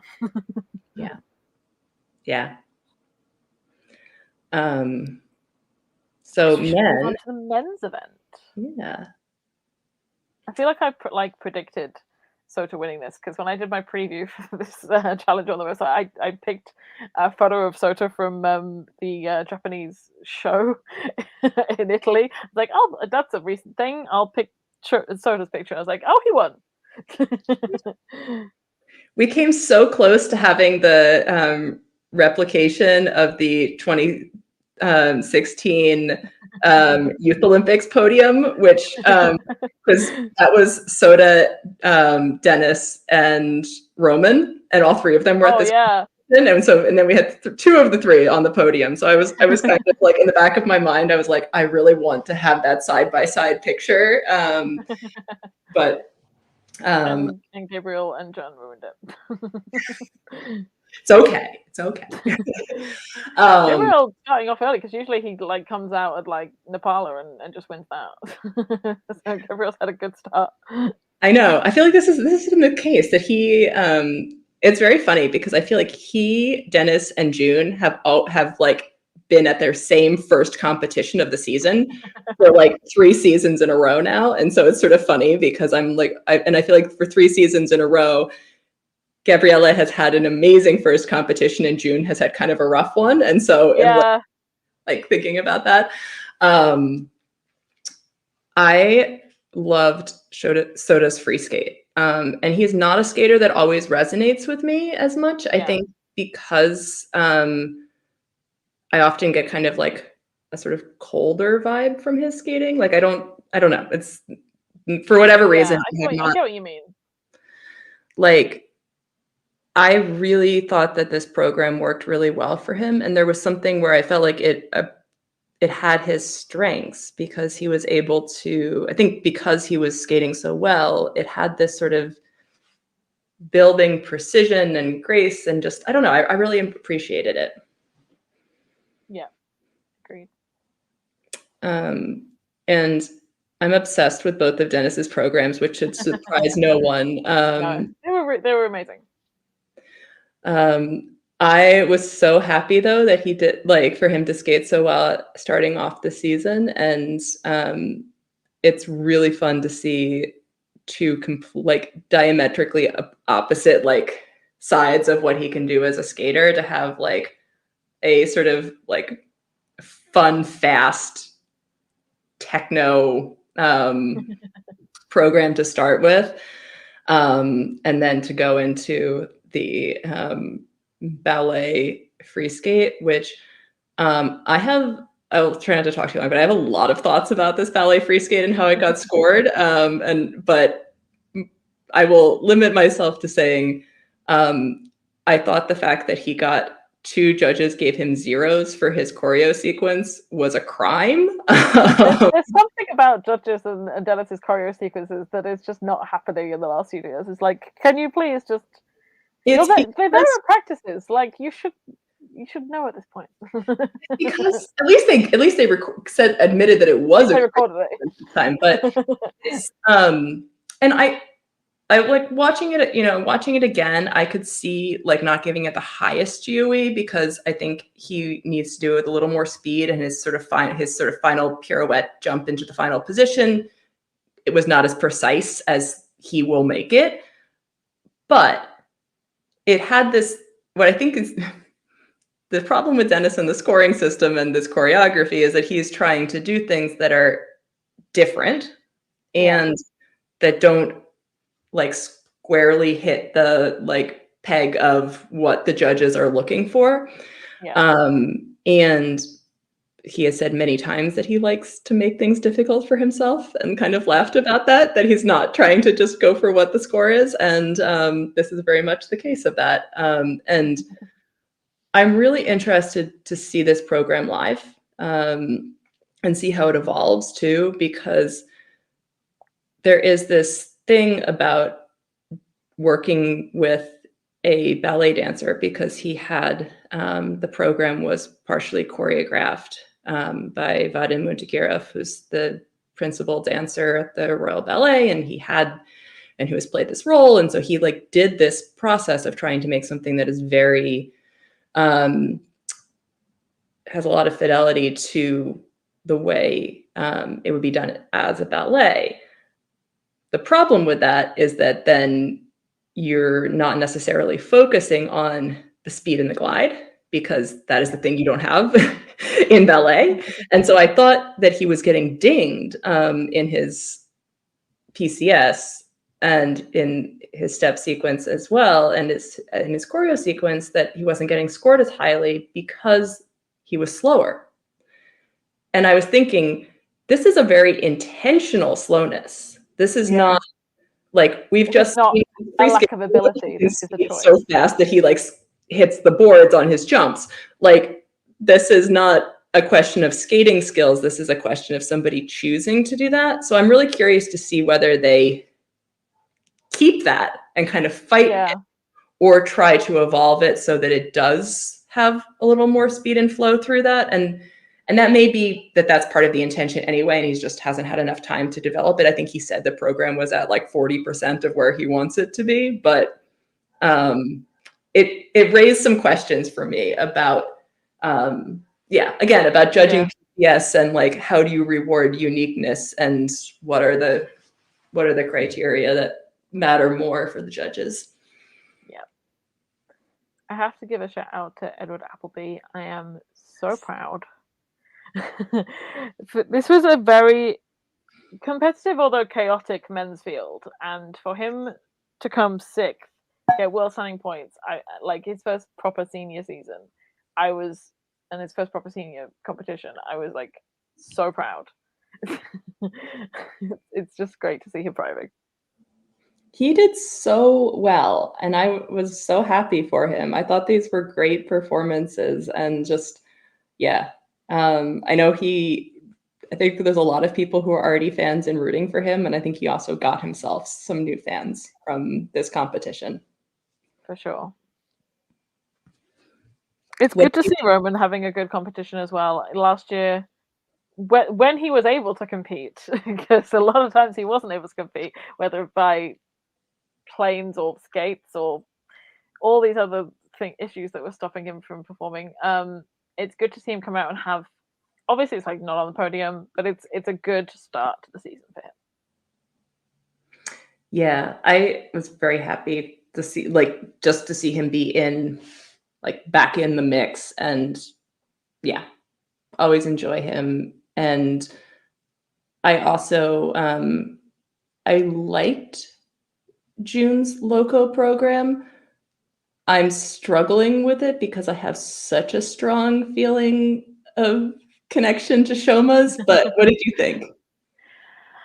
I enjoyed it, but I did feel like maybe there wasn't enough kind of like ups and downs. It kind of felt a little bit one note in the way it was skated, but I do think maybe in terms of how bad the short program went, he needed to get through it and get as much of it like out there as possible. So I think there's a lot to develop there, but it's got great potential. But yeah, it's not there yet.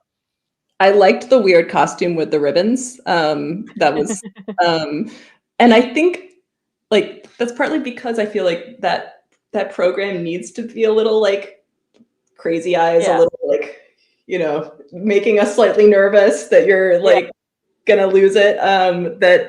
And I mean that like in a skating sense, that like it needs to feel a little bit, on the edge of falling, of that kind of energy, I think. And that's where I'm like, how can you develop that like that chaos and intensity feeling without making the actual skating go chaotic? And that will be the challenge. Yeah. I was also surprised at how many people don't know about Shoma's program, and it made me feel old. Yeah. That was the 2016-17 season was when I was first like really following skating again, and so that like very much cemented for me. So yeah. Oh, I know Sarah would like me to mention Yuri Kessler. Such a beautiful skater. Obviously, he never gets the highest results. Yes, Sarah says a row for Yuri Kessler. I remember him saying, like in a mix on whatever, that he used to do ice dance, and you can so tell just the way he is able to. He just skates with such refinement and quality of movement. And obviously, like the jumps are never going to be the highest technical jumps in the world, but like he's such an enjoyable skater to watch. Yes, he makes me just happy to watch him every time, and that's what I want more of in skating. Just like people that I'm like, every time I see you skate, it just makes me happy. And he had some good triples there. I was like, okay, you're starting it out, and then didn't keep it together. But yeah, anyway, I'm always rooting for him. And I also wanted to mention Wesley Chu, who kind of fell apart technically. I really like his 1812 overture program. Yeah. It feels like it, I think because of the military costume, it reminds me of Brian Boitano's Napoleon like skate from back in the 80s. But it gives me this like really fun character vibe for him. I don't know. I think it could be really good. You can But tell he really likes it as well. You can tell he really wanted to do it.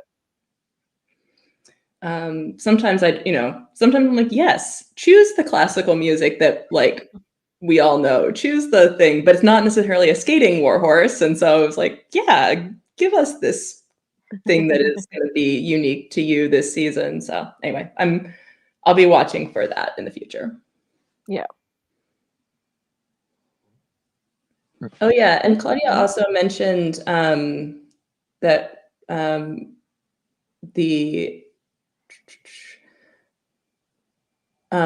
we also wanted to talk slightly about the North Korean skaters and Young Myung-ro. Sorry for mispronouncing that, but I doubt they're watching, to be honest. yes, people who speak Korean and can judge my pronunciation are probably watching. So, but yeah, Claudia just pointed out like how you can feel for somebody on a human level, and that they're about the same age, and just that she was really connecting with him, and that you can have the question of the politics of whether the North Koreans should be participating or like any of those sort of things, but that she had felt very connected with him as a skater, and that was a nice moment. Yeah. Yes, I saw a lot of people loving on DS. Yes. And comparing him to kind of like maybe early days of like Patrick Chan and stuff. So yeah. Since Patrick is his favorite skater, that's a really lovely thing. It's a great comparison that people are making for him.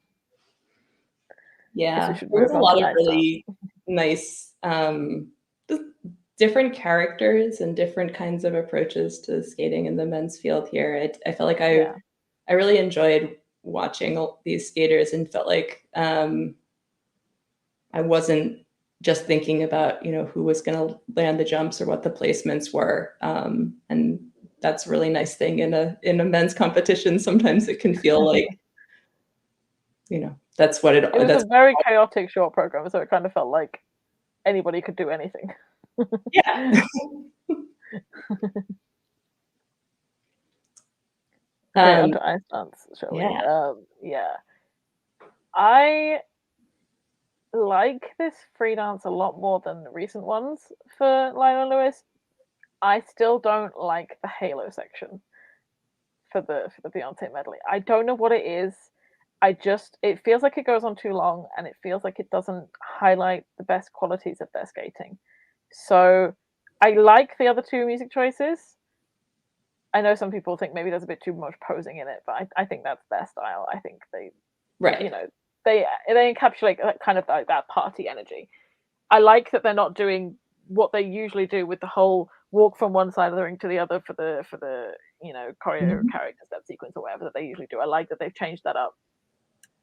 It's just something about that first song choice that I'm just not grabbed by yet. No, I felt like I often kind of despite myself and find myself really liking their programs I felt like that way with Rocky, for example, where I was like, you know what? This might not be my favorite style, but I am fully engaged and you are carrying this, and I feel like it was cohesive, and it was a choice, and it was like a dedicated and a commitment to a concept, and it in that way I know a lot of people didn't like it, but it worked as an entire program. And the energy that it built and how they told the story and all of those pieces felt like it was a really well constructed program for them. Yeah. This I didn't find, and because I didn't have that sense that I feel like then I started to notice more of the things that are not as strong about their skating, instead of feeling like I'm getting sort of carried away by the things that are good about their skating. And so I'm not so sure about this for them. I liked their rhythm dance a lot more than I liked this free skate. But then watching is another one of those, like, going back and watching back to back the podium here. I kept thinking, I don't know about this, guys. I'm not so sure that if I just watched these people and I didn't have any sense of their prior standing, I might have had Amelia and Vadim as the winners if I just watched those three programs.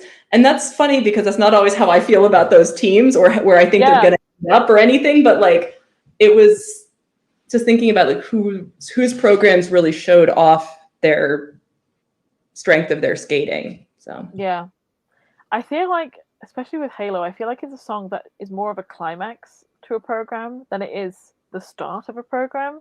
It doesn't. I don't even think even if you switched it around, it would work. It wouldn't work then either. I just don't think that piece of music works for that team. But like, I remember the pairs team who sadly have announced their split this week of Sierova Kopcha. They did a Halo free skate, and I thought that program was great. It worked for them perfectly. There's just some, like, the music does work for skating. I just don't feel like it works in this program and for this team. Yeah. I thought Carrera Ponomarenko's rhythm dance was underscored, and I thought they should have been much closer to Lionel Lewis in terms of scoring for that program. I do love the free dance. I do agree with some people that it's still a bit chaotic and not polished yet, but they're trying to throw a lot into it in terms of narrative. It's kind of like the opposite of Sarah and Nicholas Carmen, in that I feel like there's gaps in that one and then there's too much in that one. But it's like one is Carmen the vibe and the other one is Carmen the story. And yes, it's hilarious. It's just like take some out of this one and put some more into that one. Yeah, I feel like maybe they're just attempting a bit too much right now, but I think they've got the bones of it are there. They just need to clean it up a little bit. I need them to not have a story that ends in a murder next year, though. Like, I'm here for the Carmen. I'm here for the Carmen. I just need Christina to not be dead at the end of their free skate next year. True. I mean, at least I feel like she's got a bit more power in this one than she had last year. But yeah, I also not that into Anthony's costume. I get the purpose that, like, I've forgotten the character's name because I just remember Carmen, that his character is like in the military or whatever. I feel like you could have just gone a bit more classic kind of military look than. Give him Wesley's costume. Yes. It just felt a little bit drab, but maybe a little bit too basic. It needed to be a bit more polished. But yeah, I think it was the color choice for me. Even though I think the color might have been kind of like attempting to be something more authentic to a time period. It was it didn't quite pop. Yeah. I love their rhythm dance, though. I think that's my favorite rhythm dance so far this season. Agreed. I mean, I'm turning into a bit of a CPOM stan because I loved their programs last year as well. But yeah, I loved their rhythm dance, and I thought it was underscored. I loved seeing. I did actually. Yeah, sorry. Go ahead. Yeah, I was gonna say I did like Amelia and Vadim's free dance. I thought it was very different for them. Very interesting movements being created, very different kind of movements that other people aren't doing. So yeah, I feel like that's a really good vehicle to kind of like make them stand out in the ice dance field. They had one moment, and I'm not sure, it was in their second lift, where they did this thing that was sort of like she got turned and then up and then turned. She was kind of like swaying around. Yeah, it was like really interesting. Yeah, it really stood out. It was like, wow. The judges, like, there were a couple of judges that did not seem to like it. There were a couple of judges that seemed to like mark them down, thinking it was like a mistake. I was like, I know that looks intentional. I don't think that was an issue. I think she's meant to look like that. But yeah, it was really ambitious what they were trying to do. Yeah, I really loved the free dance for Olivia and Tim, which was Yeah, funny. obviously the I lift didn't go liked right. the rhythm dance, and I was not 100% sold on the rhythm dance yet. Yeah. Yeah, I agree. But I do think Tim needs to change the costume just because it was so distracting to me when it started that I was thinking about, maybe this is just because like I have not seen Dune, and so it did not. It would feel like you have by the end of the season because there were so many goddamn programs. Exactly. Actually, that's not true. I did see the first Dune, but I saw it on an airplane, so I feel like I haven't really seen it. Anyway, clearly I need to in order to understand this season. But I loved how there's so many unique moments. I thought it was really interesting choreographically. I felt like it told a story through the whole program. So I loved that free dance. And that's so my only thought about it was just it needed to be that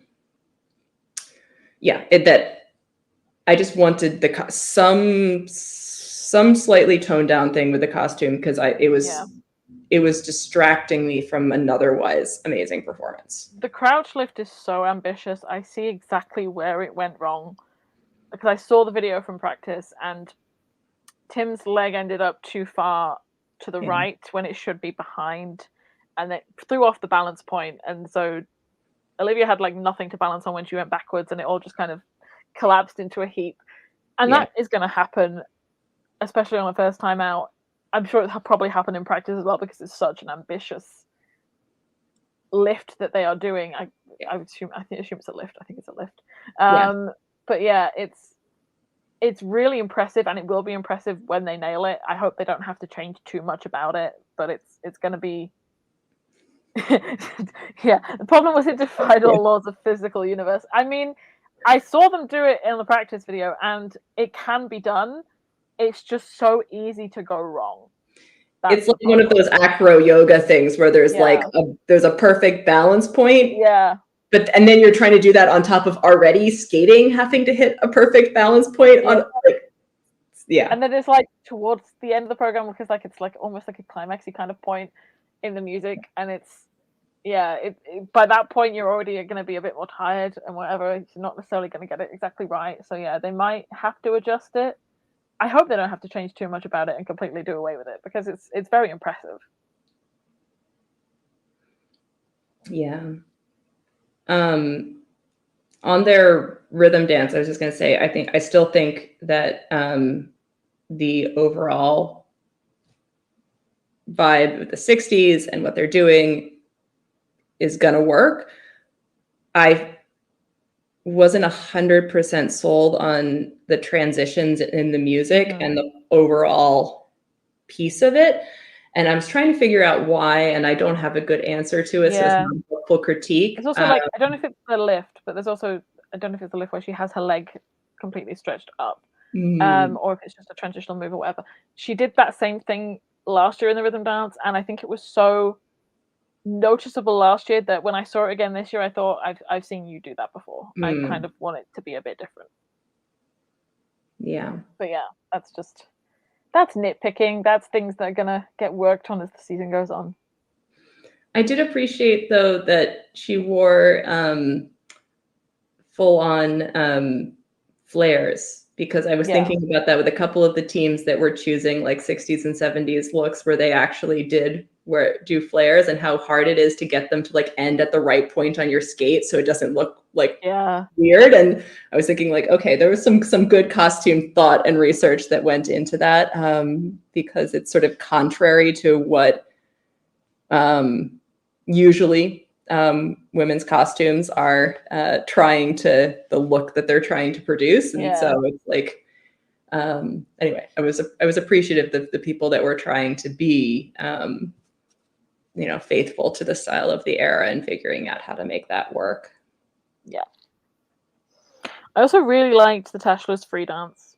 Yes. I thought that was like very unique song choice, nice concept. There were some bits that need fine tuning, but that's, it's the first competition of the season, so that you're gonna have a little stumble here and there. That's fine. But yeah, I think it's a strong program for them. Yeah, Yeah, and I really appreciated like how I think I said this before, but I know they said in their interview on the mix zone with Golden Skate about the what they've been through and just some of the um, criticism that they've both gotten from, their appearances and their bodies and just how hard that is to deal Yeah, with, and just that they're trying to come back with an acceptance of who they are and being definitely. loving skating as who they are. And anyway, definitely encourage people to read it. But I I really felt for them, and they're a team that I appreciate because they're not like everybody else. And so Exactly. I really, yeah, I regardless of like whether I always like a particular program, and like I'm not 100% sold on this rhythm dance yet, like, but I always just appreciate Yeah. them so much as skaters in this field. So I saw I'm a always lot of rooting. like people commenting about them doing like hot stuff. And there's an aspect I've always said about the Tashlers in that they don't perform to one another. They perform to the crowd, and that's their specialty. Is like it doesn't matter if like the music's a little bit what people think is not appropriate for a sibling team because they're not performing it to one another. They're performing it out to the crowd. They are entertaining the crowd. Like it's Exactly. kind of like the opposite criticism that I have of Sarah and Nicholas, like Carmen again, in that they need to be more looking at each other and they need to be forming more together. The Tashlers don't do that for rhythm dance. They perform it outwards, and that's like Yeah. that's their specialty. And that's okay. And Yeah, they've done some things with, I think last year's free dance had some really nice moments of connection between them. Like they yeah, can do that when it's appropriate for the story that they're telling.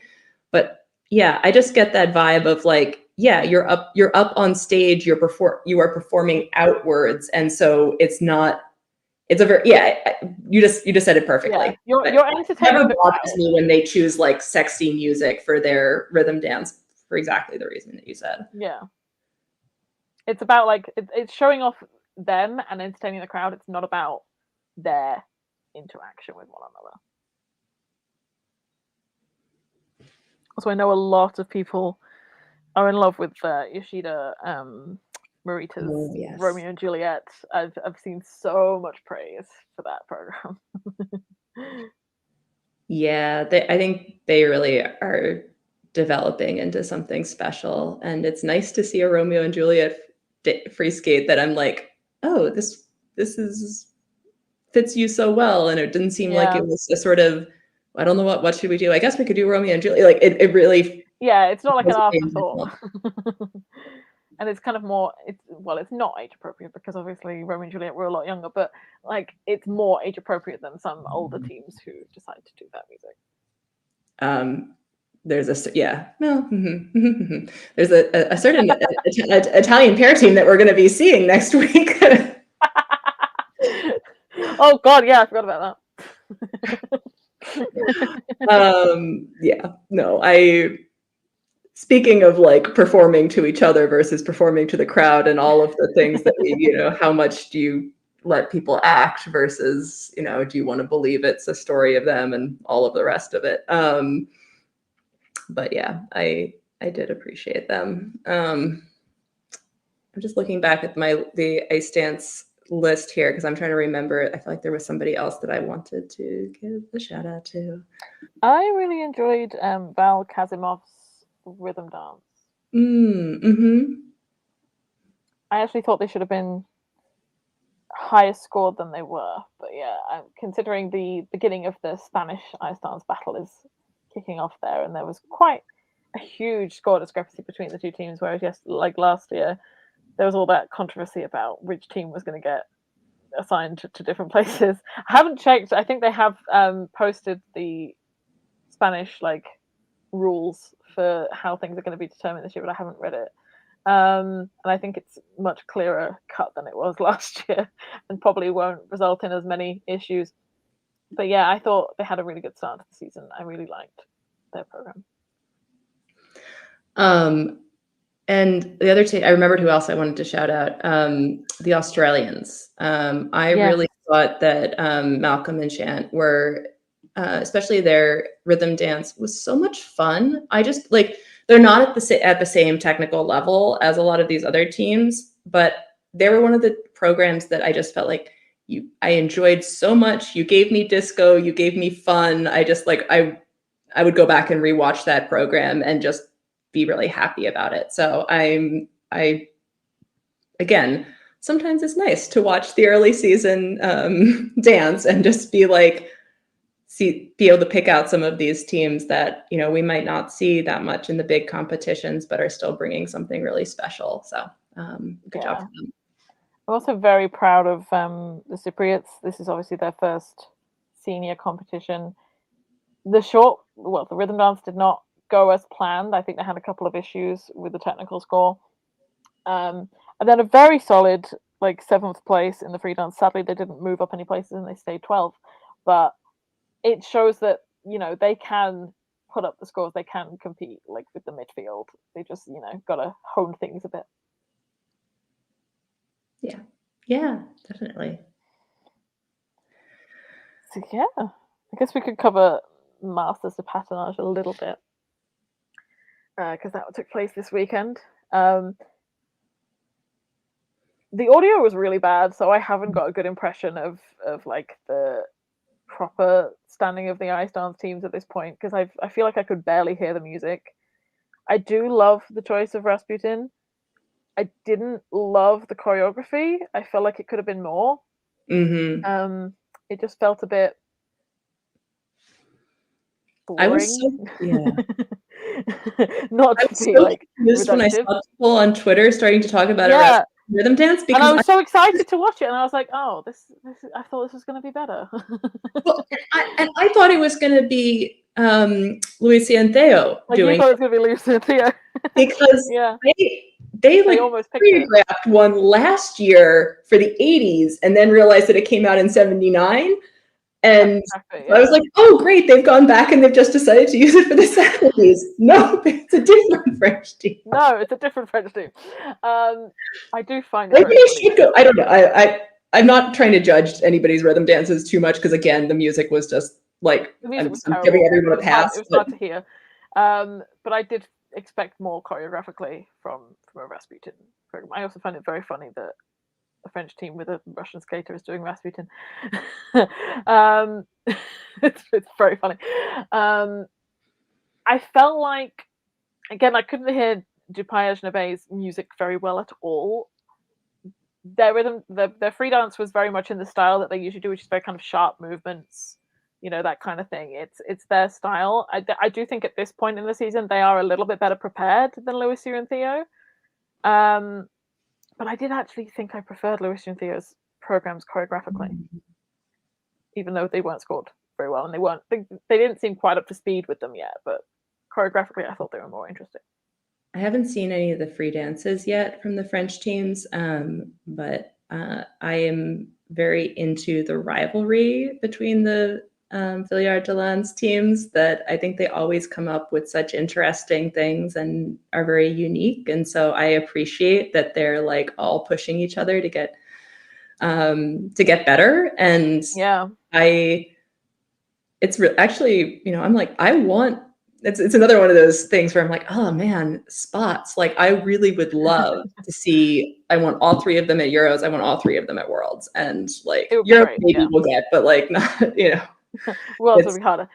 Yeah. That's what was so sad going into the last Olympics, in that I know for their preparation and their health or whatever, I know Gabby and Guillaume didn't want to compete that year, but it really did leave us with, you know, they didn't go to Worlds and the spot was earned by Lopraver and Brissot, and then obviously Gabby and Guillaume take the spot.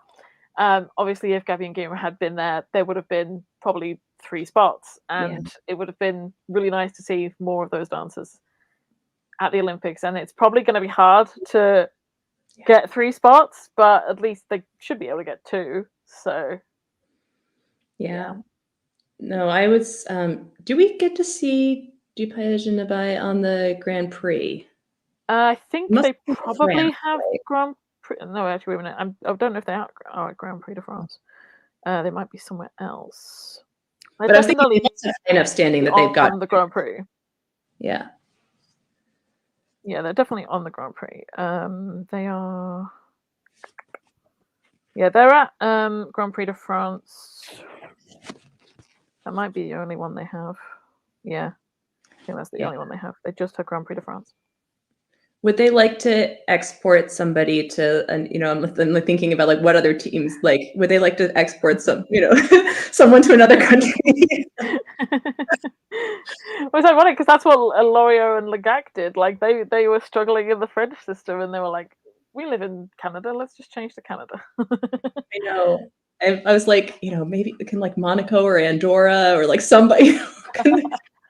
Monaco only has David Luton Brain, so I know. Like who is, some of these federations. Anyway, I'm mostly joking, but it's always hard when there's not just so many good teams, but so many teams that I feel like are bringing things that are unique and special to the field and that I want people to see. Then that's that's especially when I have a heart, when I like the spots feel so hard.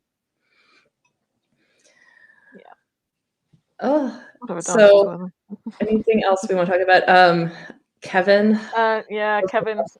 Oh, it's like as I saw the scores from the short, and I was like, okay, so it's very close between him and Luke. Obviously, he had a fall on the triple axel. I didn't see the short program, so I don't know what that fall looked like. I did watch the free skate because it was all over Twitter. And it's so hard to watch. Oh yeah, we'll talk about the Kovalevs in a minute. It's so hard to watch because despite like the injuries he had in the past, the problems he had in the past, it never looked like this, like it has for the last like season and a bit. Well, like half this beginning of the season and half of last season. It never, like, the falls are so demoralizing. He looks like kind of like Anna Pogorila. Can't say her name. Anna Pogorila kind of style falls. They're so. I don't know if he has like the twisties or something because the takeoffs and everything don't look terrible. It's just like before he hits the ground, the whole thing just goes. It's so strange. And I'd hoped like some time off in the off season would have helped him reset. It just doesn't seem to be any better than it was at the end of last season. I know it makes me think, well, should he be competing under this? And then I wonder, well, maybe this is something that's only like this when he's in competition. Maybe he was feeling normal all summer and then went to this. Like, I don't know, but it's like, rough. I feel like it's also slightly different. I feel like he was popping more at the end of last season, and I feel like it's less popping this time and more just not landing. So yeah, it almost seemed like he was still in it after the first couple of falls, and by the time he got to like the third, the fourth, he was just done. He was just like, doesn't matter how many people are going to cheer him on. The spin just came to a dead stop. It's just like he was just done. Yeah. No, and at that point, it's so hard. And that's the point where it's like you do start thinking, well, do you should he pull out of the Grand Prix at this and just I felt like the French Federation acted too slow last season. I always thought he never should have been going to Europeans after what happened at Nationals. The fact that they only, I don't know if he made the decision or if they stepped in after Europeans and said, please don't take some time to yourself and don't go to Worlds. He never should have been going to Europeans in the first place, and he should have taken the whole of that time off. But even with the summer off, it doesn't seem to have changed much. So I don't know if he was jumping in shows during the summer. I know they do like a little French tour or whatever after the end of the season or whatever. I don't know how he's doing that. I think he was choreographing for a couple of skaters, I think. He was in one of the Japanese shows, I think. Maybe. He has done them before. Yeah. But I don't know what his content looks like there. Yeah. Yeah. It might be time to move into like choreography if that's something that fuels you more. Because it looks so demoralizing just to watch him come out and skate like that. Yeah. And like the thing is like I don't want to when something like is so clearly wrong like that, there could be any number of things that are going on behind it. And so that's where I'm like, I don't feel qualified to like say he should do this, he should do that, because I don't know what's causing it. But it's not good. I really hope that he can, whatever he needs, like on a human level, I hope that's where it goes. Exactly. I did see some people commenting on the fact that it just said his coach was his friend. I don't remember her name. The French coach. It did not have John and Sylvia listed as his coaches at French Masters. I don't know if that was just because the French coach was there with him and they weren't. Or he's just entirely moved back to France at this point. We all know how we feel about John and Sylvia and how we don't like them as coaches. And how people have wanted him to move away from them for a very long time. Even then, it doesn't make much of a difference, apparently. So yeah, I mean, I just want him to be happy with whatever decision he makes, because whatever's happening now, he's clearly not happy. Yeah. Yeah, that's a somber note to end it off on. Lorraine Shields had a really good skate. I was like, can you talk for like 2 seconds about there's all these Japanese regionals going on right now. Oh, and yeah, there is. Wakaba looked so good in hers, and so did Rian. And I just watched the videos from the Tokyo regionals, but Wakaba looked so good. So did Rian. So did Yuna. I am very excited for seeing some of what else is new? I'm excited for the Japanese women's field. I'm also really hoping for a resurgence for Mana, because I know she had such a hard year last year, and it seems like she's doing all right. So yeah, I hope she's having fun, and because I know she was feeling a bit demoralized after some bad skates last year and wondering whether she wanted to continue or not. So clearly she kept going, and hopefully she's having a good time. Yeah. Oh, and I forgot to say when we were talking about Lombardia, but I really like Rinka's Moonlight Sonata program, which is the last program that I was expecting to like. I didn't think these things were going together to me. I felt like she did a great job with it, and it's well choreographed. So anyway, I'm like, I was pleasantly surprised and actually now excited to see that program. So I did say briefly I was going to mention the Kovalevs. I felt really bad for them in the short program. I've seen Camille have a fall like that before, not quite the same as she had at Europeans or whatever. She had one, I think it was at Lombardia a few seasons ago, where she landed on her chin. And I think after that, she's kind of had this thing of, if I'm going to fall on the throw, I'll put my hands out. And I think it really screwed with her shoulder in this competition. And then, of course, they missed the lift. They are obviously coming back from injury. It's not going to be perfect straight away. I do hope they are able to sort out some of those glaring issues and get back to when they're at their best. But it was very interesting to see For Bell, making strides and improvements. I think obviously French pairs is becoming a bit depleted at this point, because sadly Ocean and Dennis have split now. But yeah, I know things will get better. They've got talent that, they've got some good people coming up from the juniors, and Bell and shout out to Telemac Coulon, who are the first French pair team to qualify for the Junior Grand Prix final. Yeah. She's only 14, they're a long way off. I know. I actually do think that I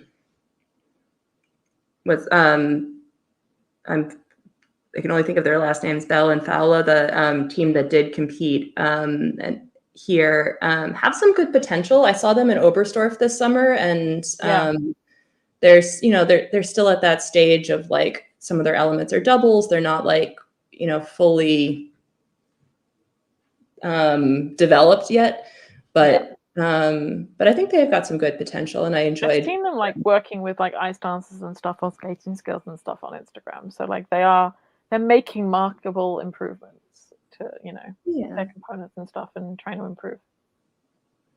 So if they end up with some more international spots to compete this year, that anything like that can help with their development, I wouldn't be sad for their from their perspective if that can help them develop. Yeah. But I was sorry for Ocean and Dennis that they had to split. And sorry, she's they're struggling. She's had a lot of injury issues since they've been partners, and it's just a shame because I remember when she first was making the transition into pairs, I thought, oh, this is going to be great for her. She could never fully realize herself as a competitive single skater, so it was great to see her throw herself into pairs. It's just a shame that she's been marred with so much injury. And Dennis is such a good partner. Yeah. No, and I think bit hard for him because he's quite short, so it's quite hard for him to find like a good competitive partner. I know I'm hoping that they will. They both said they want to continue eventually. I think it's just about getting healthy. But I think it's about getting Dennis a partner, trying to get one like in the run up to the Olympics, because I don't know if Ocean's going to be ready in time for that. Yeah. Oh, and also I'm just going to mention Amy's note that Nobunari Oda's showing at Kinky Regionals. I was so happy for him. He looked so good. He landed the quad in his short program, and I think that short program is super fun. And so he looks so happy to be skating. I'm very happy for him. It would be so much fun to get him out to an international. Just like, because I know he said he's going to retire again at the end of this season, so it'd be really nice to get him out there one last time. It'd be cool if he could be like the oldest man to land a quad or something. I don't know what that statistic is. I don't know who the oldest man to land a quad is. We need to kind of find that out. I know, Lois, keeper of the statistics. I think we do. I don't have good age statistics. I have like every other statistic, but not good age ones. I know. I'm thinking about that. I feel like what's his name who used to compete for Israel? Definitely had a quad in his 30s. Yeah. But I don't think he was that old when he retired, though. Yeah. So anyway, it is funny, though, because we have a mostly... I mean, we'll see. Walter said he was going to try to put the quad in this season. Walter's trying to get the quad back, yeah. So maybe it'll be him, but yeah. Bychenko is 36 now, so he would have been younger when he retired. Yeah, maybe like 28 or 29. Yeah. It's funny because I feel like at the time that seemed really old, and now we have more people who are continuing into their late 20s, which is nice. Yeah. I also got a kick out of watching during Lombardia, seeing Matteo, Nikolai, and Corey all sitting in a row, watching the men's free skate from the front row, which was three of the four Italian contingency. Yeah, it was funny. Anyway, I saw Corey's doing Tayside Trophy soon, so I like that he's kind of going back to his other route and going to Britain for his first Italian competition. Yeah. I'm gonna have to wrap up in a second. So I just say that I'm excited for this. Has all been super fun, and it's made me very excited for the rest of the season from here. And we have lots of exciting guests lined up for the Grand Prix recaps, and we're getting details figured out, but they are getting confirmations in. We've got some returning people, lots of new people. So anyway, that's going to be super fun, and I'm looking forward to continuing the season. It's here. And it's coming up fast. I can't believe it's only like a few weeks away from the Grand Prix now. I know. I shouldn't mention that to Ellie. She's gonna have to start prepping fantasy skating. She's gonna die.